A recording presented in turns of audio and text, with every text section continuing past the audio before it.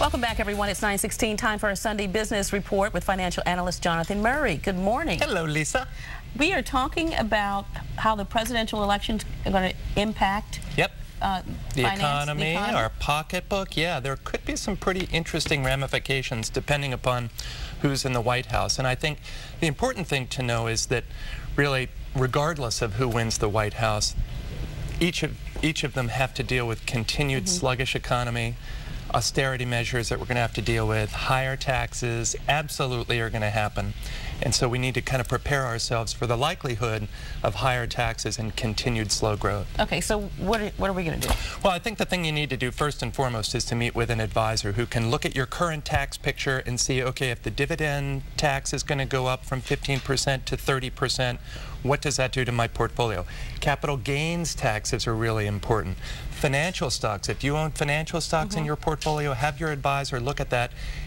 A Romney administration is going to be more favorable to financial stocks because it means less regulation. They'll kind of cut back a little bit on Dodd-Frank and on the Basel Accord. So if you have financial stocks, pay attention to that. Energy stocks. Interestingly, it used to be thought that a Romney administration would be more positive for energy stocks, but I think under an Obama administration, energy would also do well because both candidates want an independent energy culture here in the United States. So I think energy is going to do well. And new energy is a new energy, natural gas, fracking, all that good stuff.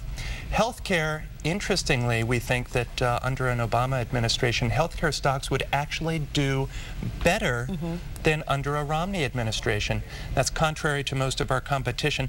The reason is, if Romney should win, 80% of healthcare products and pharmaceuticals and drugs and really expensive stuff. If you have fewer and fewer Americans that are insured under a Romney administration, that means less Americans are going to be paying up for those products, 80% of which represent the healthcare sector. So that's one thing that you have to be careful of. All right, and we keep hearing, I mean, obviously, the economy, jobs, that whole picture. So what do you It's going to be tough for either candidate. I think what we need, both fiscally and economically, is compromise. And I think we need to tell our leaders that we need compromise. We need to accept the fact that we need to cut back on our debt, cut our spending in this country. You and I have cut our spending. We're living within our means now. Why can't our government do that, right?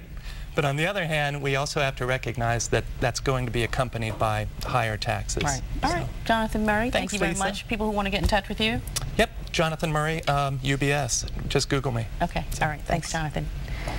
And you could, well, they had your phone number up. That's okay. That's my home phone number. Don't call it. I'm kidding.